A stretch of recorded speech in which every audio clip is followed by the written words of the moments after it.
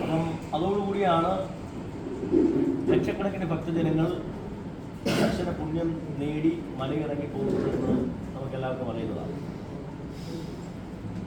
മകരവിളക്കുമായി ബന്ധപ്പെട്ട് ഏതാണ്ടൊരു 1.5-2 ലക്ഷത്തോളം ഭക്തജനങ്ങളെയാണ് നമ്മളിവിടെ പ്രതീക്ഷിക്കുന്നത്. ഇവിടെ ഈ പാണ്ഡിത്താവളത്തിന് ചുറ്റും, സന്നിധാനത്തിന് ചുറ്റും ആയിരക്കണക്കിന് ആളുകളാണ് ഇന്നലെ മുതൽ തമ്പടിച്ചിരിക്കുന്നത്. അപ്പോൾ അവരുടെ സുരക്ഷാ ക്രമീകരണവുമായി ബന്ധപ്പെട്ട് എല്ലാവിധ ഒരുക്കങ്ങളും പൂർത്തിയായിട്ടുണ്ട്. രാവിലെ Sabarimala chief coordinator, special commissioner, Devaswom board പ്രസിഡന്റും അംഗങ്ങളും എല്ലാവരുടെയും നേതൃത്വത്തിൽ ഒരു അവസാനവട്ട ഒരുക്കങ്ങൾ പൂർത്തിയാക്കിയിട്ടുണ്ട്. മകര ജ്യോതി ദർശനത്തിനായി സന്നിധാനത്തും ജ്യോതി ദർശിക്കുന്ന മറ്റിടങ്ങളിലും താമസിച്ചിരിക്കുന്ന ഭക്തരുടെ സുരക്ഷയ്ക്കായി പോലീസിൻ്റെയും വനം വകുപ്പിൻ്റെയും RIF-ൻ്റെയും മറ്റ് സർക്കാർ സംവിധാനങ്ങളുടെയും നേതൃത്വത്തിൽ ബാരിക്കേഡുകൾ കെട്ടിയും വെളിച്ചത്തിനായുള്ള സംവിധാനങ്ങൾ ഒരുക്കിയും ശക്തമായ സുരക്ഷാ ക്രമീകരണങ്ങളാണ് ഒരുക്കിയിരിക്കുന്നത്. ഈ ജ്യോതി ദർശനത്തിനായി പർണശാലകൾ കെട്ടി ആളുകൾ ഇപ്പോഴേ ഇരിക്കുന്നുണ്ട്. അവർക്കരികിലേക്ക് നമ്മൾ ഭക്ഷണം എത്തിക്കുകയാണ്. പോലീസ് പറഞ്ഞിരിക്കുന്നത് ഇവര് അവിടെ തമ്പടിച്ചിരിക്കുമ്പോൾ സ്വാഭാവികമായും ഇന്നലെയും മെലിഞ്ഞാന്ന് പോലും തമ്പടിച്ചിട്ടുണ്ട്. ഇന്നലെയാണ് പ്രധാനമായി. അപ്പോൾ അവർ ഭക്ഷണം സ്വയം പാചകം ചെയ്യാനുള്ള ശ്രമങ്ങൾ അവർ നടത്തും. അതൊരു കാരണവശാലും പാടില്ല എന്നുള്ള ഒരു ശക്തമായ നിർദ്ദേശം പോലീസിന്റെ ഭാഗത്ത് ഉണ്ടായിരുന്നു. അതുകൊണ്ട് തന്നെയാണ് അവർക്കരികിലേക്ക് ഭക്ഷണം ചെയ്യുന്നത്. കാരണം അവരവിടെ നിന്ന് ഇരിക്കാൻ തയ്യാറല്ല. സ്വാഭാവികമായി അവരെല്ലാം ഓരോരു കൂട്ടമായി നിന്ന് അവിടെ തന്നെ അവർക്ക് ആവശ്യമായുള്ള ഭക്ഷണം ക്രമീകരിക്കുന്നത് അപകടമാണ്. അതുകൊണ്ടാണ് ഞങ്ങൾ അവർക്കരികിലേക്ക് ഭക്ഷണം എത്തിക്കുവാൻ ശ്രമിക്കുന്നത്. ഇന്ന് രാവിലെ മുതൽ ഭക്ഷണം എത്തിച്ച് തുടങ്ങിയിട്ടുണ്ട്. 2-3 കൗണ്ടറുകളിലായി പരമാവധി ഭക്തർ അവിടെ നിന്ന് രാവിലെ ഉപ്പുമാവും, ഉച്ചയ്ക്ക് പുലാവും, രാത്രി കഞ്ഞിയും അങ്ങനെ ഇന്നും നാളെയുമായി അവർക്കരികിലേക്ക് ഭക്ഷണം. മാത്രമല്ല ആവശ്യമായിട്ടുള്ള ചുക്കുവെള്ള കൗണ്ടറുകൾ ഒരുക്കിയിട്ടുണ്ട്. യഥേഷ്ടം ബിസ്ക്കറ്റ്, ലഘുഭക്ഷണവും യഥേഷ്ടം ഞങ്ങൾ ഒരുക്കിയിട്ടുണ്ട്. അങ്ങനെ ഭക്തരുടെ സുരക്ഷയ്ക്കായും അവരുടെ അടിസ്ഥാനപരമായ ആവശ്യങ്ങൾക്കായും ശക്തമായ ക്രമീകരണങ്ങളാണ്, സുസജ്ജമായ ക്രമീകരണങ്ങളാണ്. ഇന്ന് വെർച്വൽ ക്യൂ ബുക്കിംഗ് 50,000 ആയിട്ടാണ് നേടിയത്. തത്സമയ ബുക്കിംഗ് 5,000. നാളെ വെർച്വൽ ക്യൂ വഴി 40,000 പേർക്ക് മാത്രമേ ദർശനം ഉണ്ടാവുകയുള്ളൂ. ഓൺലൈൻ ബുക്കിംഗ് വഴി 1000 പേർക്ക് മാത്രം. 15-ന് രാവിലെ 6 മണിക്ക് ശേഷം മാത്രമേ. 15-ന് നമ്മൾ നേരത്തെ തന്നെ 70,000 ആൾറെഡി നേരത്തെ ഓപ്പൺ ചെയ്തുകൊണ്ട് 70,000 ബുക്കിംഗ് ആയി. പക്ഷേ ഞങ്ങൾ എല്ലാവർക്കും, ആ ബുക്കിംഗ് ചെയ്ത എല്ലാവർക്കും ഞങ്ങൾ മെസ്സേജ് കൊടുക്കുന്നുണ്ട്. രാവിലെ 6 മണിക്ക് ശേഷം മാത്രമേ നിലയ്ക്കലിൽ നിന്നും ഇതിലോട്ടേക്ക് പ്രവേശനം ഉണ്ടാവുകയുള്ളൂ. പോലീസുമാരുള്ള സംസാരം നമുക്കെല്ലാവർക്കും അറിയുന്നത് പോലെ ഇവിടെ ദർശനം കഴിഞ്ഞതിന് ശേഷം മഹാദീപാരാധന കഴിഞ്ഞതിന് ശേഷം പുറത്തേക്ക് പോകുന്ന ലക്ഷം ആളുകളാണ്. അപ്പോൾ സ്വാഭാവികമായും പിറ്റന്നേക്ക് വരാനുള്ള ആളുകളും എല്ലാം കൂടി വരുമ്പോൾ അതൊരു അപകടത്തിന് സാധ്യതയുണ്ട് എന്നുള്ളതുകൊണ്ടാണ് ഇത്തരത്തിലൊരു നിയന്ത്രണം. അന്ന് രാവിലെ 11 മണിക്ക് മാത്രം, 11 മണിക്ക് ശേഷം മാത്രം തത്സമയ ബുക്കിംഗ് ഉണ്ടായിരുന്നു. 15-ന് രാവിലെ 11 മണിക്ക് ശേഷം മാത്രമേ തത്സമയ ബുക്കിംഗ് ഉണ്ടായിരുന്നു. മകരവിളക്ക് ദിവസമായ നാളെ രാവിലെ 10 മുതൽ നിലയ്ക്കലിൽ നിന്നും പമ്പയിലേക്ക് KSRTC ബസ്സുകൾക്ക് നേതൃത്വം.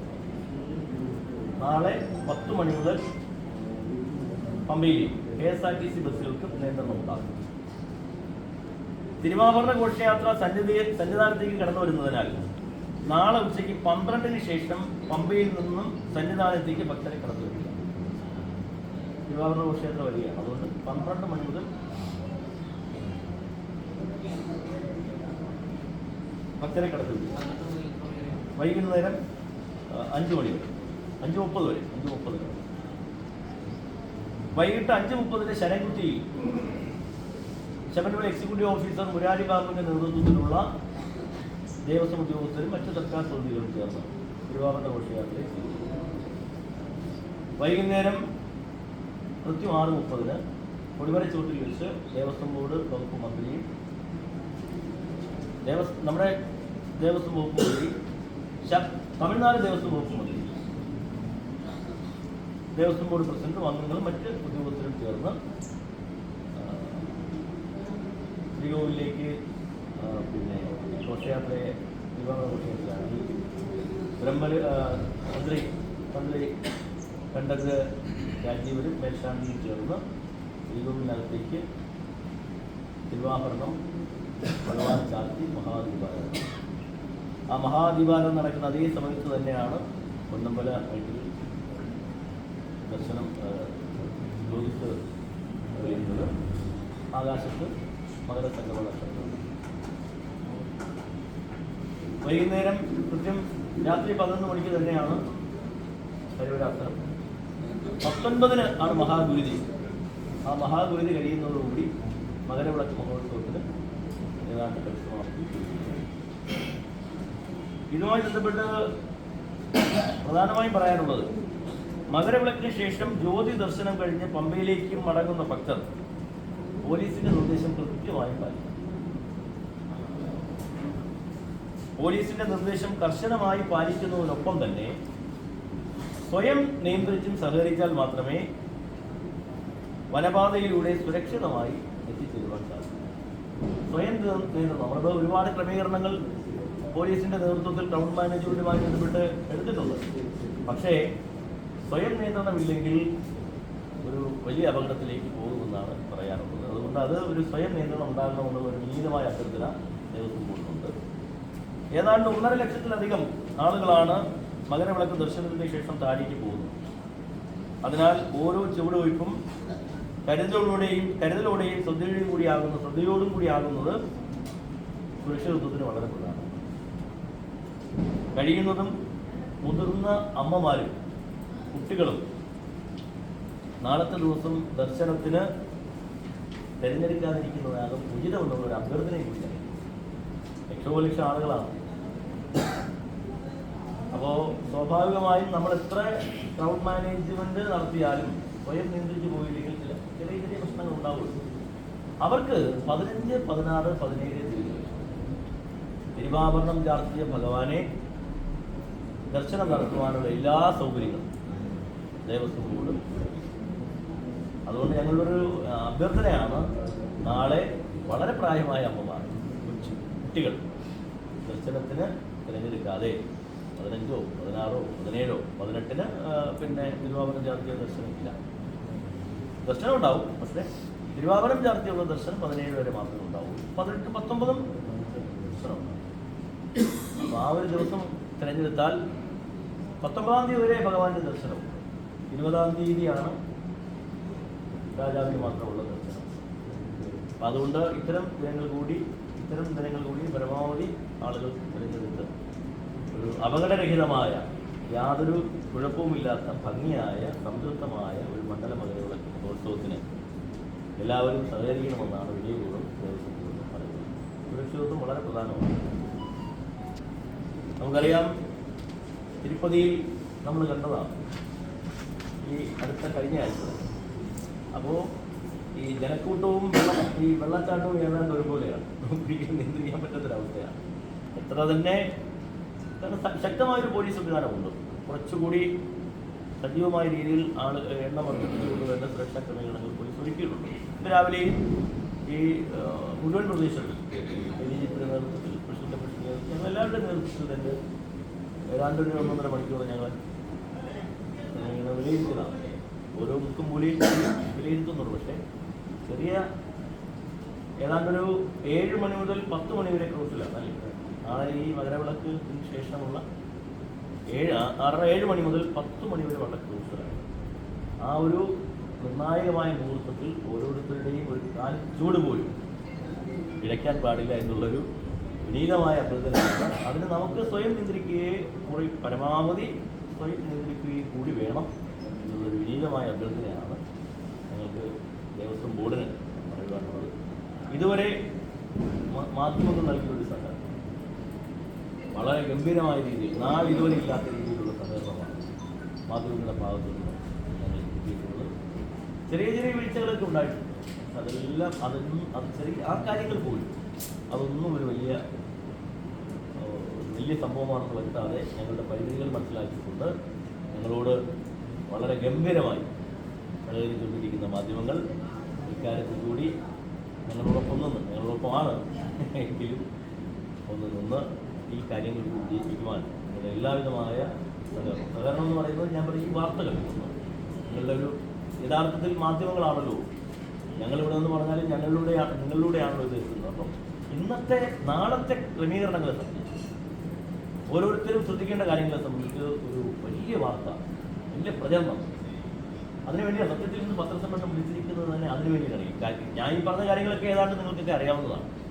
ഞങ്ങളിന്ന് വിളിച്ചിരിക്കുന്നതിൻ്റെ പ്രധാന ഉദ്ദേശം സുരക്ഷയെ സംബന്ധിച്ച് ഓരോ ചൂടുവെട്ടും പ്രധാനമാണ് എന്നുള്ള മട്ടിൽ ഒരു പ്രചരണം നിങ്ങളുടെ ഭാഗത്ത് ഉണ്ടാകണം. ഒരു കാരണവശാലും തിരുപ്പതിയിലോ മറ്റ് അപകടസ്ഥലങ്ങളിലോ ഉണ്ടായ കാര്യങ്ങളിലൂടെ ആവർത്തിക്കാൻ പാടില്ല. അതിന് നിങ്ങളുടെ എല്ലാവരുടെയും പ്രചരണം അടിയന്തരമായും ആവശ്യമാണ്. അതുകൊണ്ട് തന്നെയാണ് അടിയന്തരമായി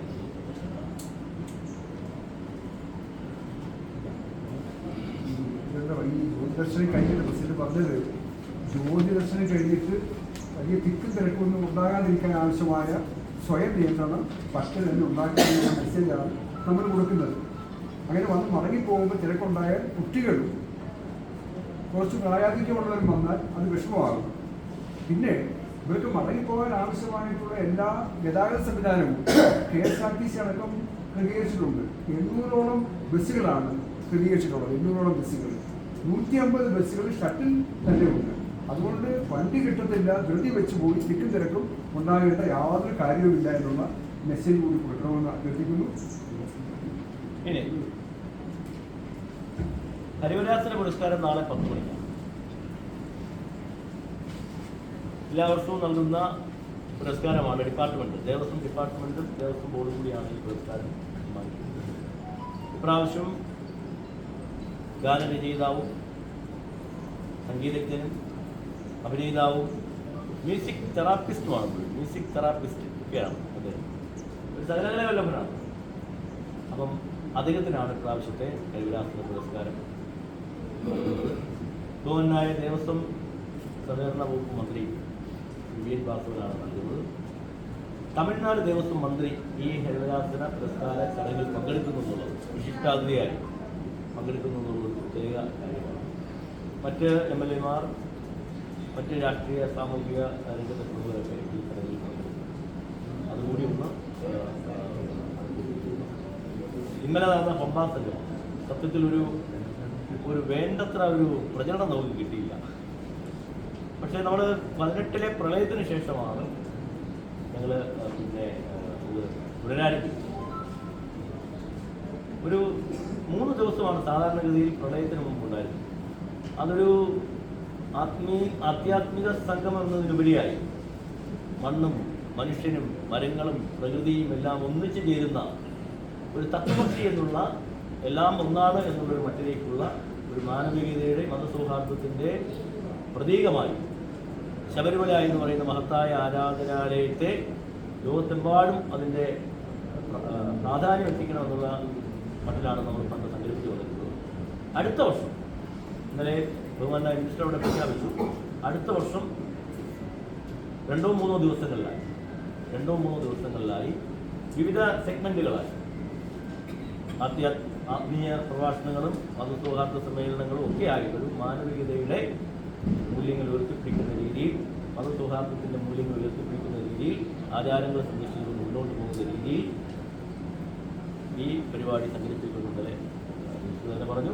അതിനു വേണ്ടിയിട്ടുള്ള തയ്യാറെടുപ്പുകൾ നമ്മൾ ഈ സീസൺ കഴിയുന്നത്.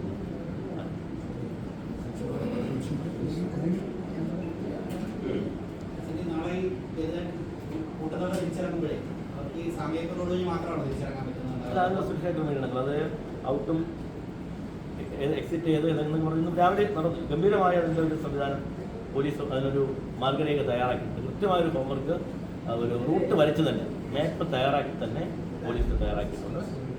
നമ്മുടെ chief coordinator Shri ADGP Shri ശ്രീജിൻ്റെ നേതൃത്വത്തിലുള്ള കൃത്യമായൊരു മാപ്പിംഗ് സംവിധാനം ഉണ്ടാക്കിയിട്ടുണ്ട്. ഈ പോലീസ്